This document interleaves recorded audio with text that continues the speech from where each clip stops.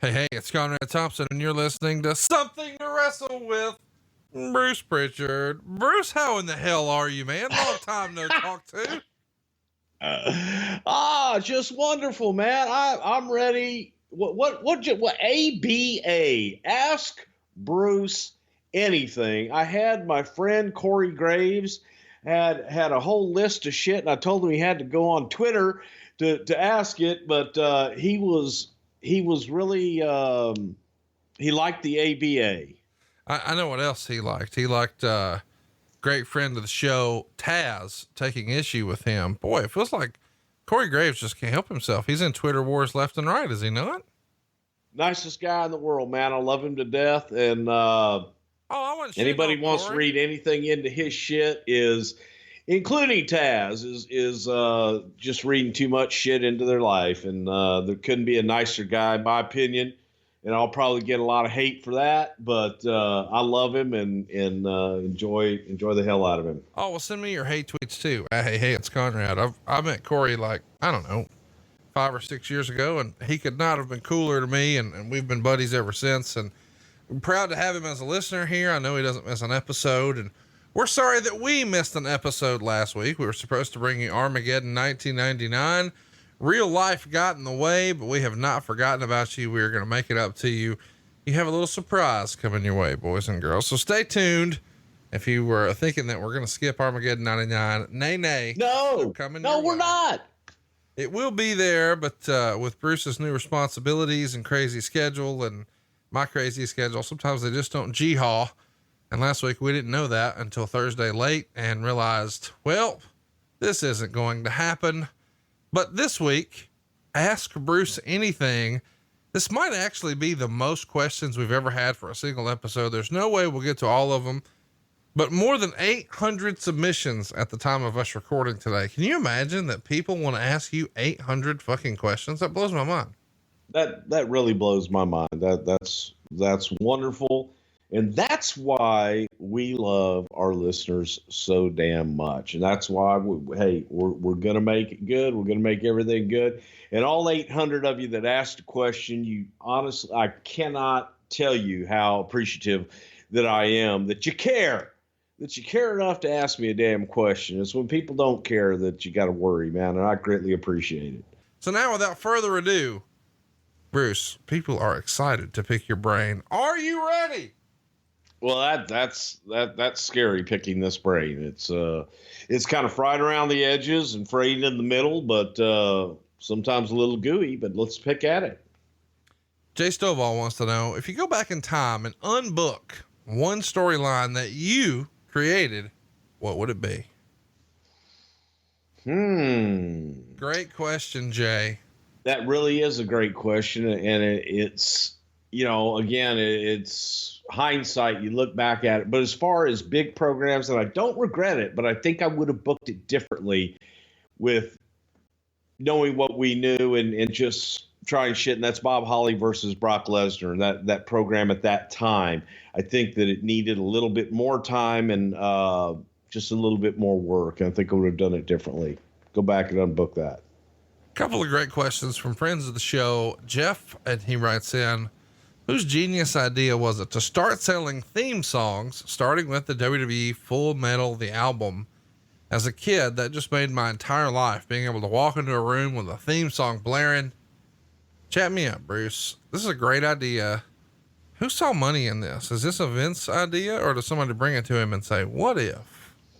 I think it was a Vince idea because it was one of those things that was requested. People were like, what's that song? Okay. For example, what's that song when the guys come out and they're singing, I'm just a honky tonk man. Where can I get that? And people were looking for a record version of the entrance music. Now, he'd already done Pile Driver and Pile Driver 2, the wrestling album, or actually it's the wrestling album first and then Pile Driver. But there was a hankering for it. People wanted it, so we gave it to them. Great question from our friend James. He writes in, if Sting would have signed with WWE, and of course he means back in the day, what would they have named Sting since he probably didn't own the Sting name. Wow. I think Sting would have been one of those exceptions to the rule. And I say that, and then at the same time, I say because of the singer Sting, that might have caused some issues on a larger platform. And but I think that you're asking me right now, I think that Sting probably would have been the exception to the rule. It's just fascinating to me to think about what it could have been, especially when we've heard very recently on a WWE podcast, a whole list of names that New Day could have been called. And of course, Stone Cold Steve Austin has talked about when he described the character, creative sent back a list of names that he could have chosen, one of them being Chili McFreeze. It's just weird to think about. And that's the bottom line, because Chili McFreeze said so. I like it. I personally like Chili McFreeze and think that would have been hot. Just Chili 316. Michael Eldridge writes in, Houston wrestling is one of my favorite episodes. Did Bruce ever get any closure with Paul Bosch? You know what? I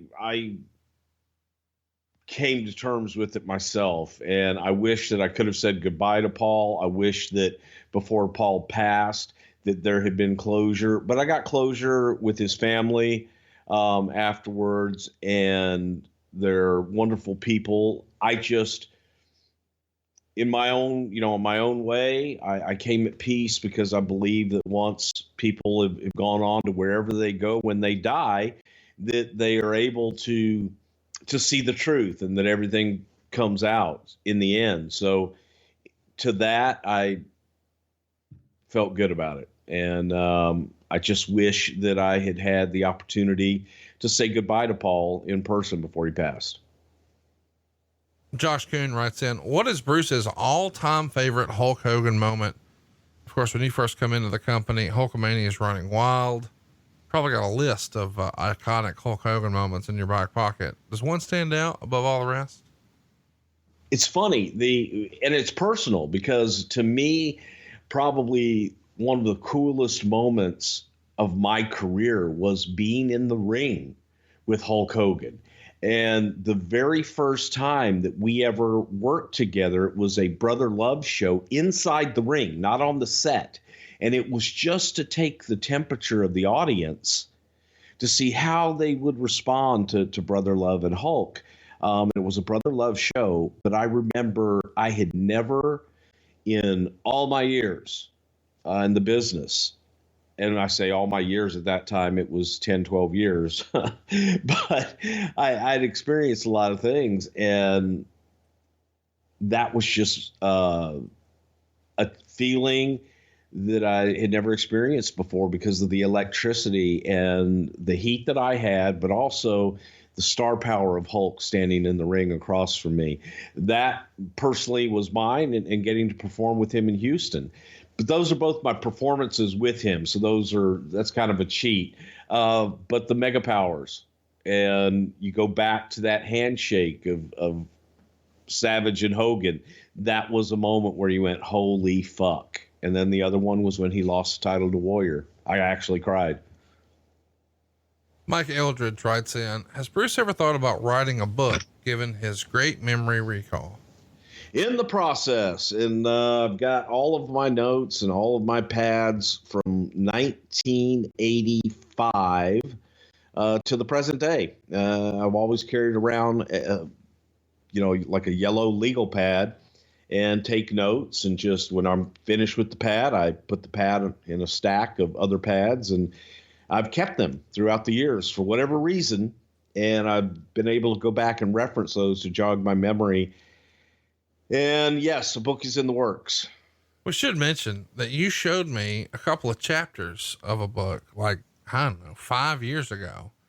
And unfortunately, the guy you were working with passed away. So that book may have already been out had it not been for the bump in the road and then this podcast. And well, now SmackDown's gotten in the way. So you've been busy, but one day, I mean, you and I have even freestyled like, hey, what if the cover looked like this? So pretty fun stuff coming one day. Wouldn't you agree?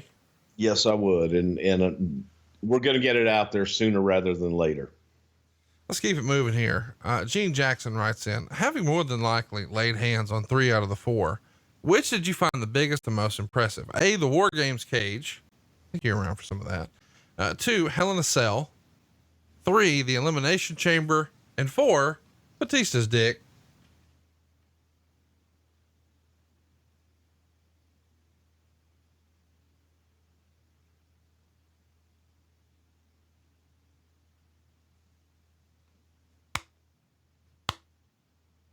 That's a slow clap for Gene Jackson for, without question, the most interesting way to get to that joke ever. Real question here, Bruce. How excited were you to see that Batista's finally getting his worthy spot in the Hall of Fame? Very happy for Dave, and I think it's deserving, and very happy for Dave on a personal note. Do you think he'll address it on stage?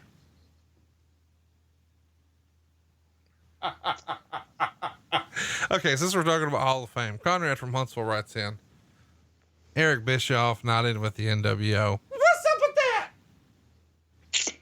I think Eric's very deserving of a Hall of Fame all on his own. Yeah, I can't argue that. I mean, you know, I know you're not going to betray any confidences, and you probably know, but hypothetically, it would be cool if Eric Bischoff inducted the NWO. And I know you're not going to comment. I'm cool with that. Mike Whitaker writes in, what did the grocery store brawl cost the WWE between Austin and Booker T?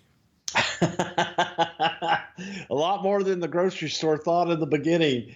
I probably add up the food and repairing a few things. It wasn't that expensive when you look at the cost of trying to recreate that in another world.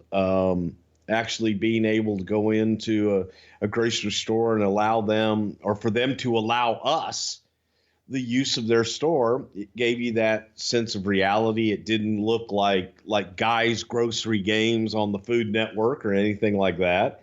It was a real grocery store. They were kind enough to open their doors to us, let us shoot that segment with Booker and Stone Cold, but it probably cost a few $1,000s. Efren writes in the early 80s, when Howard Finkel would come into the ring, he would signal the person to lower or raise the microphone, sometimes 2 or 3 times. Was this a rib? Someone from the Garden not paying attention, or one of you guys running it and fucking with him? Is this my Efren? This is our Efren. This is our Efren. Glitter Jacket himself. Big fan of the show. One of the early adopters. He even has used to have a personalized license plate there in Arizona just to support the show. Big time fan of the show. And he sent those to me, as a matter of fact, and I have them up in my office now. All he sent me was Valtrex. This is bullshit. Well, he's a giver. He is. But, no, usually you got Ioxi stagehands sitting up somewhere in a booth, not paying any attention to the show. They don't know what the hell's going on. They're watching a baseball game or some other bullshit where you're trying to do a show. So Howard's signaling was out of frustration and out of trying to get their attention to goddamn lower the microphone. The Fink has got to make an announcement. The new. I love the Fink. Rob writes in, does Bruce know about Butch Reed and his Netflix money, or how over he was in Florida? The hell's his Netflix money? That's a new one. You got to explain that one to me. You don't know about this?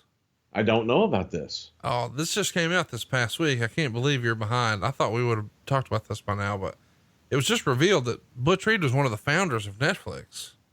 He's a fucking billionaire. Oh, Butch is a billionaire.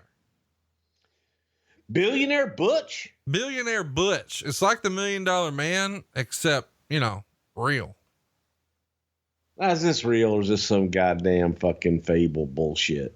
Nah, we made it up on Tony Schiavone's show, but we're trying to get it going. We've already affected Wikipedia, which tells you how reliable that shit is. I already know how reliable that bullshit is. Billionaire Butch. What the fuck was the question? I was fascinated with Netflix. Did you know he created Netflix and how over he was in Florida? Motherfucker was over like a motherfucker in Florida. I'm going to tell you that right now. Interesting question here. We've never talked about this, but man. And wait a minute. Did you know that he's a hell of a rodeo bull rider and shit too? Dude, did you know? And I mean, I don't know if you've seen this, but if you type in on any of your social media platforms, I like Twitter, of course. Hey, it's Conrad. But if you type in hashtag Butch Reed facts, there are a ton of things that you'll learn about Butch Reed that you didn't already know. Like one of the things I think that people don't know is that it was he that was able to tear down, the wall over in Russia. A lot of people credit Reagan, like Mr. Gorbachev. It was actually Butch Reed. That was him personally in that deal. Well, I knew that. Oh, okay. Well, I'm just saying, drop a little hashtag Butch Reed fact on everybody, because I feel like he's one of the unsung heroes of wrestling. Well, yeah. I mean, and Butch was the original elf on a shelf. I didn't know that. That was his gimmick too. He created that too. Yeah. Originally, it was Butch in the Butch on a hutch. Butch on a hutch is what it was originally, and that didn't catch on. So then he came up with Elf on a Shelf. It's sort of like the knockoff George Foreman grills. Man, can you imagine if Hogan would answer the phone? Anyway, it became, instead of Butch on a hutch, it was Elf on a Shelf, which really caught on, I think. I mean, it's brought the magic of Christmas to a lot of our young listeners. Damn right. Okay, we've talked about this on the show before, but Mr. William writes in to clarify from the WrestleMania 7 episode, if Tugboat was going to turn on Hogan leading to WrestleMania 7, was he going to win the title from Warrior and then take on Hogan for the title? We never really dug deep on that. Of course, we know what actually happened is the Macho Man would run down, nail the Ultimate Warrior in the head with the scepter at the Royal Rumble. That would allow Sergeant Slaughter to become the champion, setting up Sarge and Hogan. Would the Tugboat or Sheik Tugboat match with Hulk Hogan been for the title? I don't think anybody ever got that far. Because, there was talk about it. That was the idea, to have the two, best friends break up and go on to WrestleMania. But I don't think that it was ever at that point, okay, how are we going to get the title off of Warrior and what are we going to do? I don't think it was thought out that far. It just didn't get there because Slaughter became available in June or July of that year. And so it was pretty quickly switched over to Slaughter. All right, let's keep it going here. Great question about WrestleMania 22. This one comes to us from Jonathan Wagner. He writes in, WrestleMania 22 weekend, Bret Hart goes into the Hall of Fame, but then no shows WrestleMania the next night. When did you guys know he wasn't coming? Rumor and innuendo says there was an altercation with Vince backstage at Hall of Fame. What say you? I've never heard of an altercation. That's because there never was one. No, we knew from day one that Bret was only available for the night before the Hall of Fame. Bret was never going to, unfortunately, he said he would try, but we knew going into that back in the day that Bret was not coming to WrestleMania. Great question here from our friend of the show, Mr. Doug Holliday. If you're out of the loop on Doug Halliday, sorry, not Holiday. But Doug is a tremendous artist. Both Bruce and I have stuff of his hung in our studios. It's at Halliday Doug on Twitter if you want to see some of his work. He writes in, Bruce, any good Sailor White stories? Oh my God. Sailor was kind of on his way out when I started up there, but not really, man. It was Sailor White, who he's referring to, was one of the Moondogs. And just a great character, but he was a journeyman that had worked all over the world through different times. I believe he was Canadian and just one of the characters, but I met him maybe one time and never saw him again. Interesting question from the Rob V show. He asked a question that I know you technically can't answer because you may not know, so I'll tweak it a little bit. He writes, why was there never a second Legends House? It was a great show. Do you think we'll ever see another Legends House instead, Bruce? And if so, who do you think would be entertaining in it? Oh God. I was highly entertained by the Legends House. I loved it. I wish it was still around. I do too, because I think there are so many guys that you could put in there that would just be nonstop 24-hour entertainment. But looking, there's guys, you got Ted DiBiase out there, Honky Tonk Man, Greg Valentine, that whole, you look at the whole early 80s of talent that was on top, then they would be perfect for a Legends House right now. I mean, you mix Honky Tonk in there with anybody, throw Don Morocco in there, throw a Greg Gagne in there, and then go back and throw Pat in there. He won't even know that he's there. It would be highly entertaining, I think, and I think that people would enjoy it, and you would get the audience that was watching in the 80s. So I don't know that they'll do it again. They maybe do a different version of it.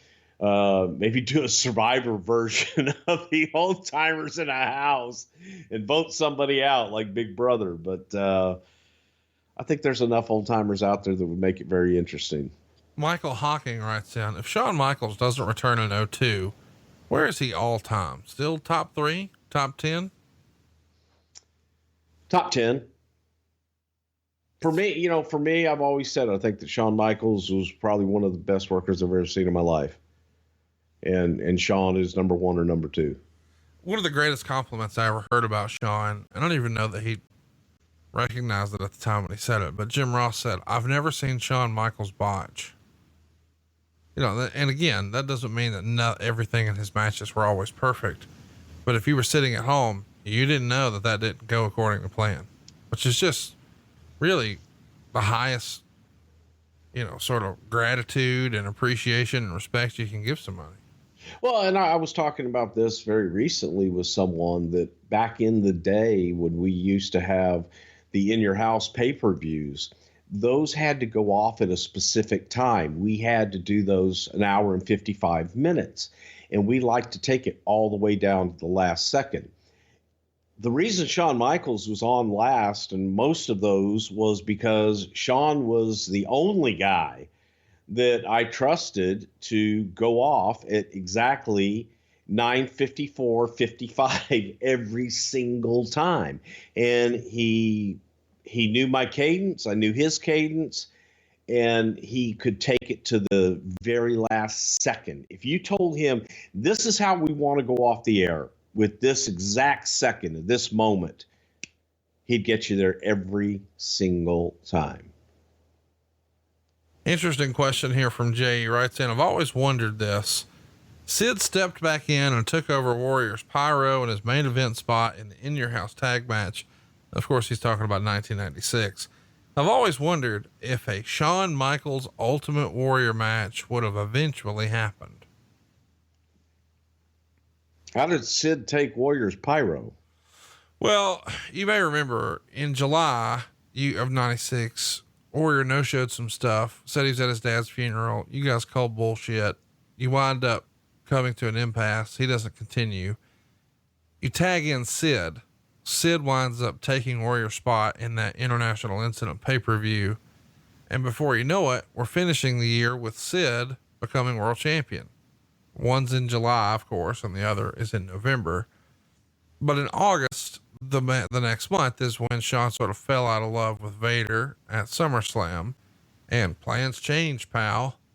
So if Warrior was there the whole time and Sid wasn't, and if he fell out of love with Vader, would it have become Warrior at Survivor Series 96? That's an interesting sort of what if. Never really thought about it. And I think that going back in time, looking at what we were trying to do with Warrior when he came back was strictly attraction based, not working a full schedule. So I don't think that would have been an option, but you never know. I mean, if he had been around, maybe he would have been discussed. He definitely would have been a what if. But the Pyro thing, I go back to, and people don't know it because never the goddamn thing broke in rehearsals. The Pyro for Warrior and Sid and all that shit, that was LT Pyro. And that's what I always refer to it as, because Oh, I got you. You mean for LT, we had these giant LT come down from the ceiling and it blew off Pyro and all this shit.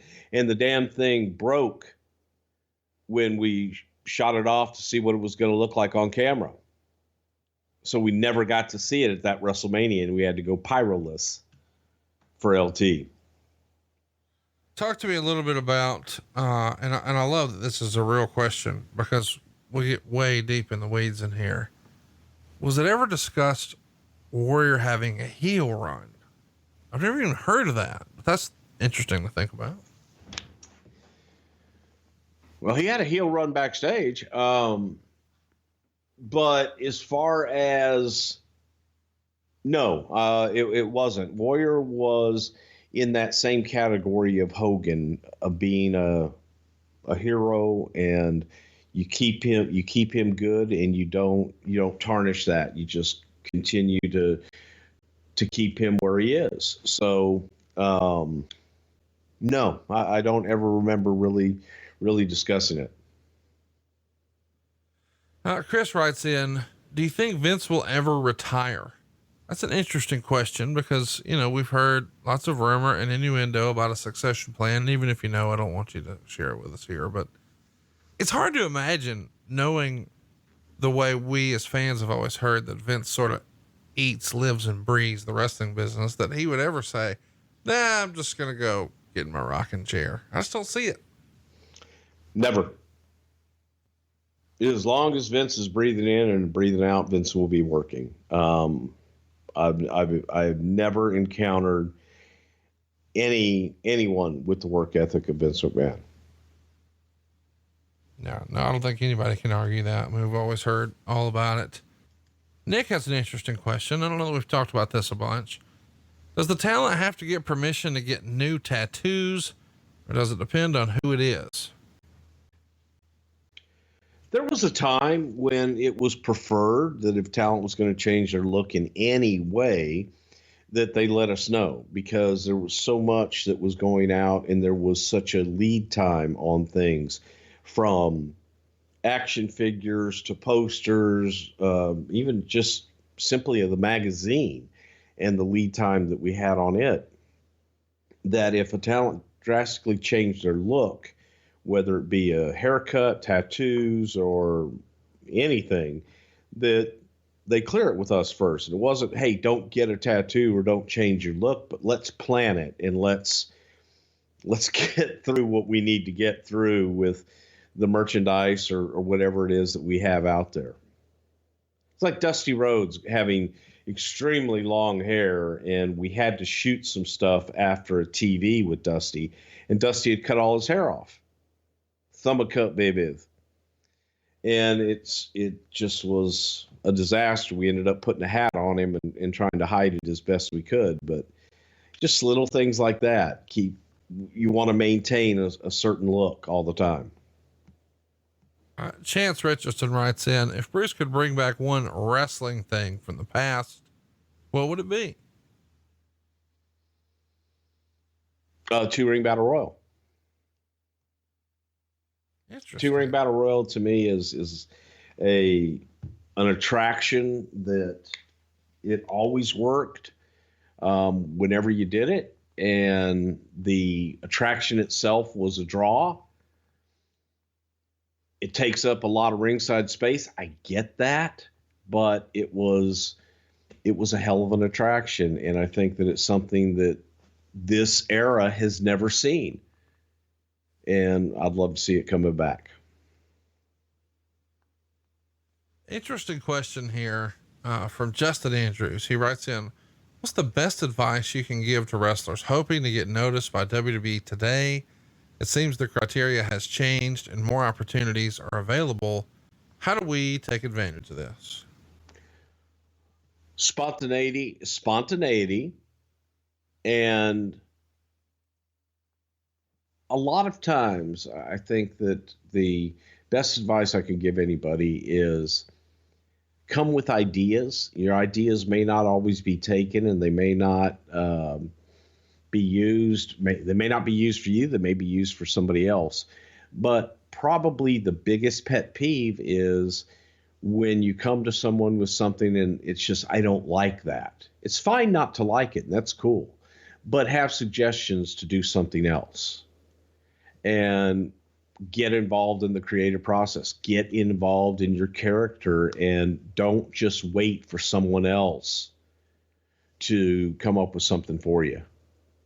Be and live your character. Series of fun questions here. Adrian writes in, how does Bruce address Vince McMahon? Is it just Vince, Mr. McMahon, sir? All the above. I answer the phone, hey Vince. But when we're in a group setting, I address him as, sir. I'm from the South, man. We have manners. It's a weird deal, but I think the reason that comes up is because a lot of people, excuse me, have asked Eric over the years, do you call Hulk Hogan Hulk or Terry? And he said, well, both. It's just depends on the situation. And I assume that would be your answer. And again, yeah, I do too. Yeah. Same thing. Same thing with Hulk. Sometimes I'll sit there and I'll be talking to Terry. Right. Most of the time it's Hulkster, so it kind of depends on the situation. Chuzler writes in, Bret Hart has always said he planned to face the Ultimate Warrior at Royal Rumble 1993, and he was to have beaten him with the sharpshooter. Surely this is bullshit. I just can't see Warrior submitting for Bret. Taking a pin, fair enough, but tap out. Come on. I don't know that I ever heard that, but maybe Bret wrote about that in his book. I haven't confirmed that, but did you ever hear of a potential Bret Hart Warrior match at Rumble 93 and Bret getting the submission win? No, never. I know we don't like to talk about current stuff, so I won't talk about what will or won't happen, but Charlie Thrower wants to know, what are your thoughts on current free agent talents like Killer Cross, Marty Scurll, Tessa Blanchard, James Storms, etc.? Pick one or two and give us your thoughts, as a fan, not as a member of any sort of team. I think that guys that are out there on the free market, if you will, some of them want to be on the free market. Some guys would rather be the world champion and be in a smaller company and work for less money and in front of a smaller audience than they would making millions of dollars potentially and on a larger platform. So I think that every single one of the guys you mentioned are all extremely talented and would love to have. And I think that they're great talents, but sometimes if you make your mark elsewhere, it makes you more valuable everywhere else. I mean, you know what I mean? It makes you more valuable to everybody, including yourself. Straight Shooting writes in, does Bruce know about Clarence Carter? We know that Conrad, Cassio, and Tony Schiavone do. Clarence Carter. Tell me about Clarence Carter. Come on, man. The musician. I mean, stroking. Help me out. Stroking? Come on. Oh, you gotta be stroking. That guy? Yeah. Yeah. What about him? I don't know. It's just I don't know him.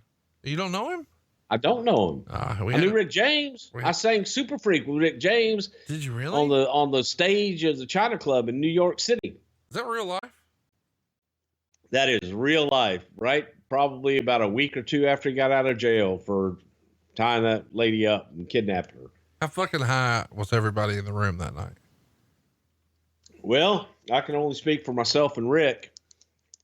And we had no problem raising the roof. Oh my gosh, that's great. When you just I did not, and the best part about it is I had no idea who he was, because when Rick went into jail, he was skinny and frail, and Rick James, Super Freak, bitch. And when he came out, he was like 250, 260 pounds. Just looked like Rick James ate Rick James. And that's, that was cocaine's a hell of a drug. Show me your titties, bitch. I'm Rick James, bitch. I witnessed that shit live and in color at the China Club. All that shit on the Dave Chappelle with real. Charlie Murphy and all that. That's real. 100% real. True stories. He would just walk over and say, "Show me your titties." He would get behind the bar in the middle bar in the China Club and just like start serving people drinks. And the bartender was this old Scottish bartender who hated anybody. He hated everybody, but he was cool as shit. But he especially didn't like Rick coming back and just helping himself and serving people. So we're at the bar, and this young lady came up and asked him for a drink. It's like, hey, will you give me a scotch and soda or whatever. He's like, show me your titties, bitch.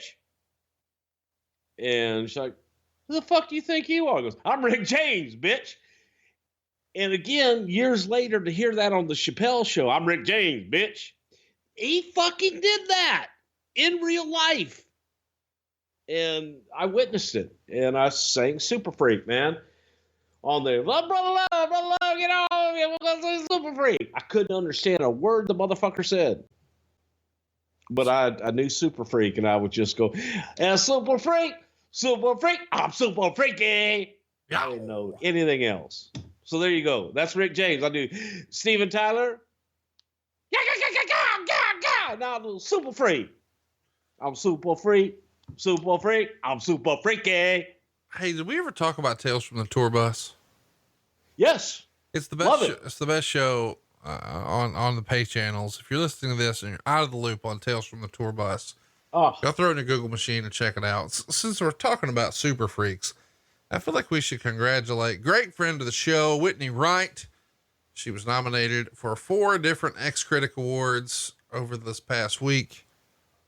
And if you don't know who Whitney Wright is, well, throw it in your Google machine, but don't do that at work. Yeah, don't do that at work. Best female performer, best actress, best girl action. I mean, she's just racking up stuff left and right. We're proud of her. Very sweet young lady too. Great friend of the show. And, anyway, proud to see her doing well. Straight Shooting writes in, will you ever do a full episode on the production side about guys like Adam Panucci, David Sahadi, Chris Chambers, etc., and their roles within WWE, all their contributions and best work, etc. As a video editor and videographer, I think their side of the business is too rarely discussed. Well, frankly, their side of the business, they're the unsung heroes of everything that you see on television. All those packages, all those opens, and what makes the television show sing a lot of times is those behind the scenes production folk. And every name that you just mentioned, off the chart great. Kevin Quinn, longtime editor that was there, is still with the company. Panucci, great. Sanguina, all those guys are just off the chart. And I know I'm leaving out names. Chris Argento, the audio guy. Larry Rosen, longtime, old-timer audio guy. We just had so much fun back in the day putting the shows together and being able to just come together with some crazy ideas and bring it to fruition.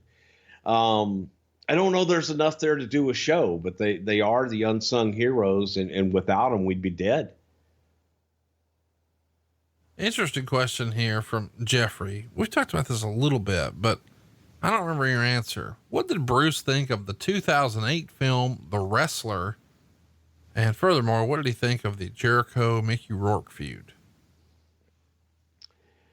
I vaguely saw some of the Jericho Mickey Rourke stuff. I was there for WrestleMania 25. It was in Houston. I actually went, but that was fresh off of being fired. And I was still, that bitter guy that didn't want to, I was like, I'm gone. I wasn't really paying attention. However, the film, The Wrestler, I enjoyed is a film and is a story.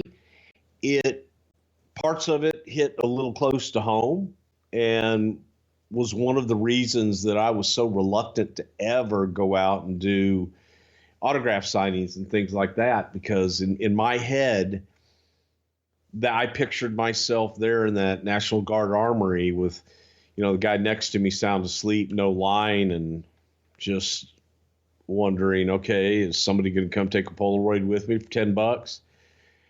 So it hit home in different ways for me. I've lived that, and I know guys that you could interject and say, hey, Mickey Rourke was portraying this guy's life. And yeah, it was a hell of a piece of film. Yeah, great performance there as well. Stephen Watts writes in, will Bruce ever talk about his 2016 run and Impact? I've always been curious about the backstage goings on then.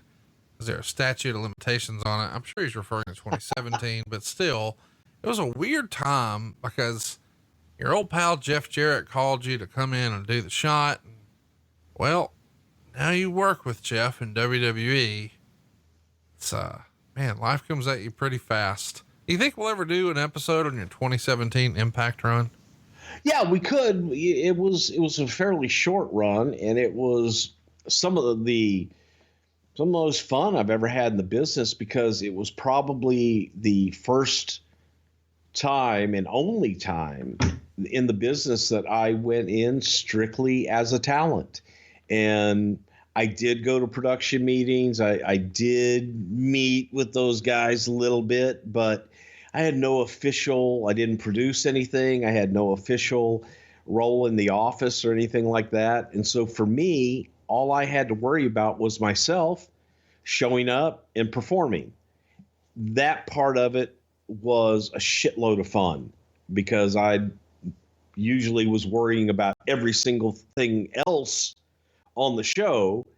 And I didn't, even if I was performing, I was worried about everybody else. And this one time, all I had to do was my shit. And it was a lot of fun. Really, really fun question here. I know you're going to get tickled at this one. Mark Vachon writes in, September 8th, 2003, La Resistance botched a table spot with Spike Dudley on Raw. What happened backstage after the match? Did the Dudleys retaliate? Was Vince pissed? Yeah. Wait, Bruce. what was that date again? Write it down, God damn it. September. Oh shit. 8th, 2003. Why the fuck did La Resistance fuck with Spike Dudley? I bet when they got back, Devon and Bubba just tore them a new asshole. Yeah. Goddamn right. Yeah, you should have seen what happened on July 6th though. That was the night. I'm sorry. Yeah. It's just fascinating, dude. But see, okay, but here's the thing, man. There would be guys that would be in the writing room sometimes, and writers and writers' assistants that would, like Clint from Hershey. Sure. That would talk about, well, I remember the time, and I believe it was in Philadelphia, and it was Tuesday night, September 6th, and the second match was the Dynamic Dudes, but it was only Johnny Ace. Shane Douglas wasn't there, which was strange because Shane had worked the previous night in Altoona, and he didn't appear. There didn't appear to be anything wrong with him. And Johnny Ace worked against one half of the Midnight Express. And it was very interesting that both of the Midnight Express were, and I'm like, what the fuck are you talking about? My memory is based on shit that I was involved with and affected my life in some way. And that's where my memory recall comes from. I don't know what the fuck La Resistance was doing on September 6, 2003. And fucking don't give a shit. Tim writes in, what does Bruce order at Waffle House? Of course, Tim is pretending. All American, baby. Well, first of all, you don't get to order Waffle House. You live in fucking Connecticut now. Yeah, it's out now. I go to the Lakeside Diner just down the street and get the turkey omelet. Terrible. Oh, it's fucking great, if dude. A motherfucker walked in Waffle House and tried to order a turkey omelet, they'd whip his ass for that shit. Oh, well, there's no way I'd order a turkey omelet. The All-American, man. The All-American with waffle, wheat toast, scrambled hard, and bacon. All day long. Or you get that hash brown shit. The hash brown with eggs and steak and cheese. No. Here's the money. And me and Charlotte, your decorated women's champion. I don't know if she is or not now, but she will be by the time this airs. She and I are cheesesteak people. You go hash browns in the ring and you go the Texas cheesesteak. That's the move with the Waffle House. But you get it all mixed up. No, I get it on bread, son of a bitch. I'm talking about. Oh no, man. I get it all mixed up with eggs and shit. I love it. Too much. You're doing too much. I am. You're right. You are correct, sir. Dave writes in, what's the biggest difference between the superstars of the 80s and 90s compared to today? The 90s guys are about 10 years younger. Thanks, fucker. It's every generation has the guys that that generation models themselves after. So for the guys in the 90s, they were trying to emulate Hulk Hogan and Ultimate Warrior, things like that. The guys of 2000s were trying to emulate Stone Cold Steve Austin and The Rock. Now guys are trying to emulate John Cena. So it's just whoever was on top. And when you look at the guys that were on top, the reason that they got on top was because they were different from the guys before them. So that's another piece of advice I would give to people. Be different. Boy, this one makes me happy because I can't wait to hear the answer. Dim 2020 writes in, is there something you've learned from doing this podcast or from Conrad that has made you a better employee at your current WWE gig? Smile and be happy. Think positive. I'm going to take credit for one of those. There you go. Let's keep it moving here. Adam Green writes in 91 to 97. Process the timeline. 91 to 97. Bret Hart or Shawn Michaels?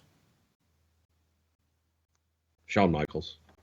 I knew you were going to say that. A lot of our listeners think you low key hate Bret Hart. I do not low key hate Bret Hart. I have the utmost respect for Bret. And I think that Bret is one of the greatest artists to ever lace up a pair of wrestling boots. Bret Hart would get any crowd in any night, anywhere in the world, and have meat out of the palm of his hand by the end. The total package and everything.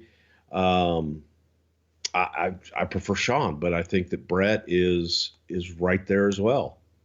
You asked me to pick. Sure. I'd pick Shawn, but that doesn't, I don't want to slight Bret in any way, shape, or form because he's excellent, truly excellent. The excellence of execution, in fact. Jim Fowler writes in, what subject that you've not covered yet are Bruce and Conrad most looking forward to, and why?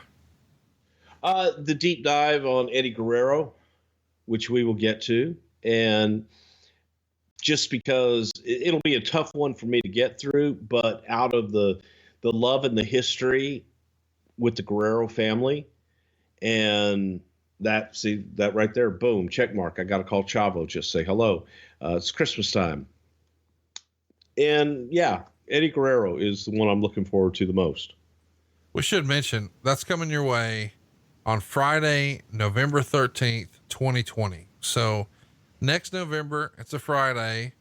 And on Friday the 13th, we'll pay homage to Eddie Guerrero. Unfortunately, that'll be the 15-year anniversary of his passing. But Bruce and I have talked about Eddie a lot without the microphones on, and I'm looking forward to doing it with the microphones on. Andrew writes in, why didn't Reckless Youth, easy for me to say, make it to the main roster? I know why Andrew asked this. We've read over the years that he had several tryouts with WWE and maybe even did some camps, some Funkin' Dojo era type deals, but for whatever reason, never got a serious shot in the WWE. Why do you think that is? Because he couldn't translate. He wasn't able to communicate. His promos and communication skills weren't that good. Tremendous in the ring, but it takes a lot more than having a great match in high spots. And he was a forerunner to a lot of that. He was an indie darling, super great guy and innovative as hell. But it was hard to translate what that personality and who he was to an audience. And that was his big drawback. Interesting question from Wayne Mills. He writes in, how is it determined who calls a match when it's heel versus heel or babyface versus babyface? Is it just the elder guy? Like whoever has the more, who's the veteran, who has more experience, who has seniority? Usually it's the better guy.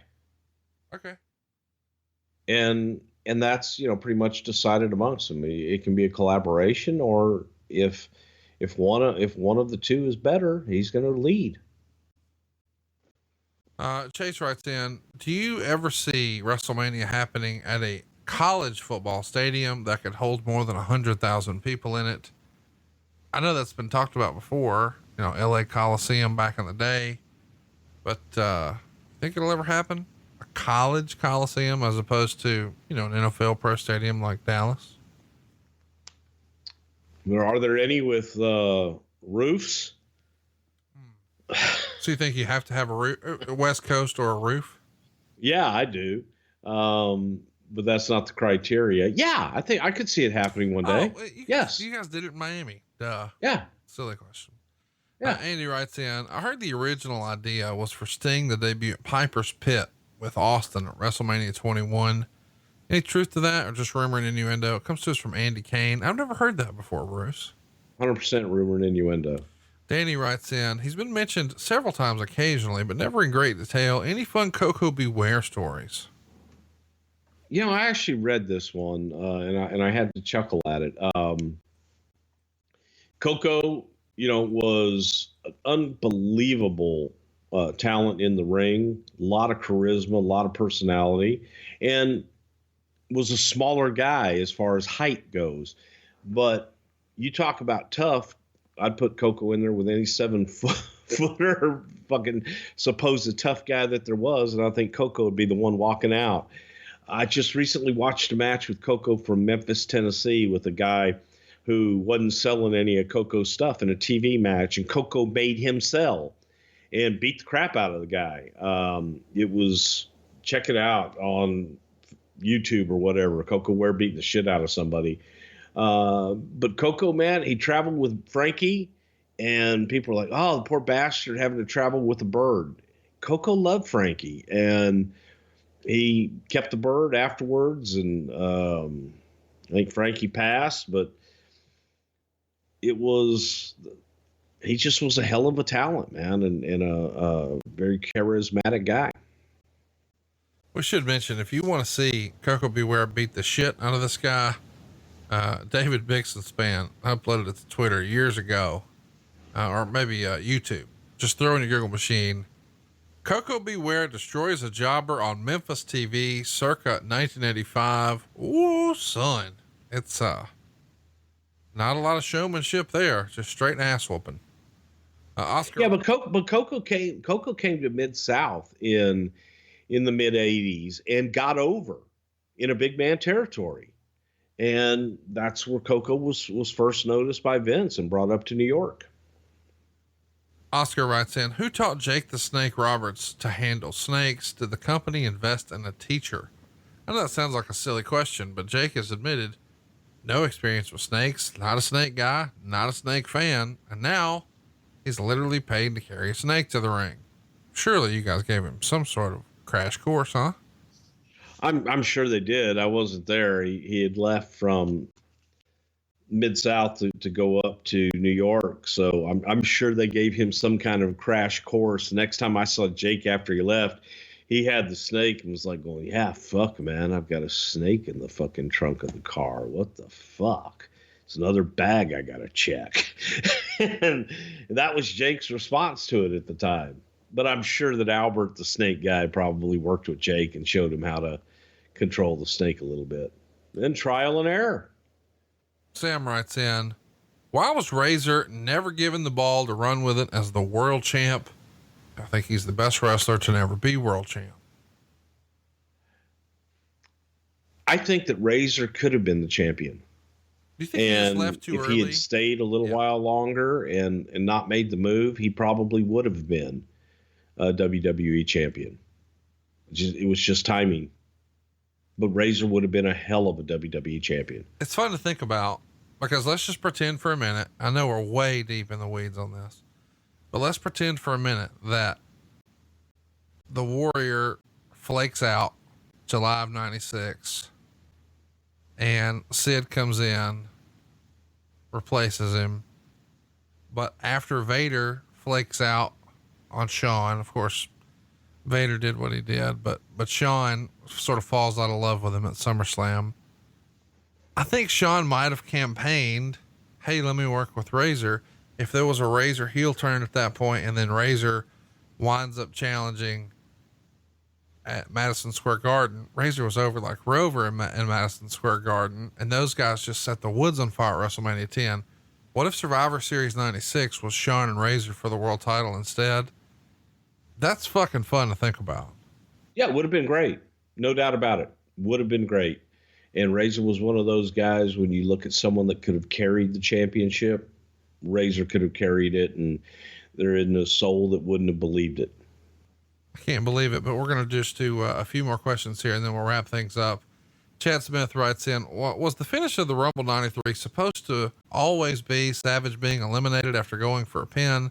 It just seemed out of place and reminiscent of the Valentine Garvin match a few years earlier.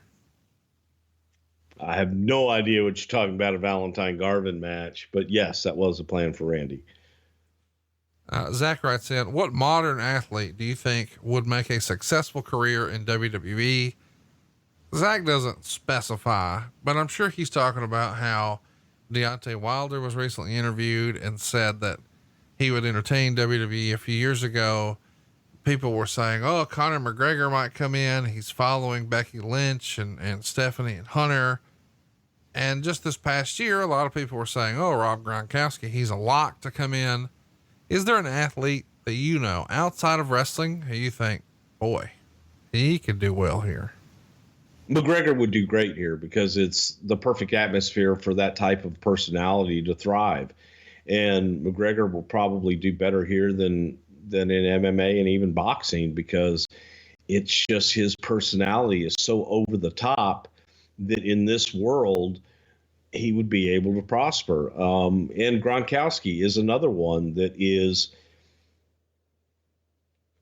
Gronkowski is so loved and people like him. He might have a harder time than a guy like McGregor. I think McGregor could come in and immediately capture the imagination of people to go, what the fuck are they going to do with him? Interesting question from David Wilk. He writes in, why was Survivor Series treated as a regular pay-per-view, meaning there were no elimination tag matches? What? Yeah. Survivor Series 1992.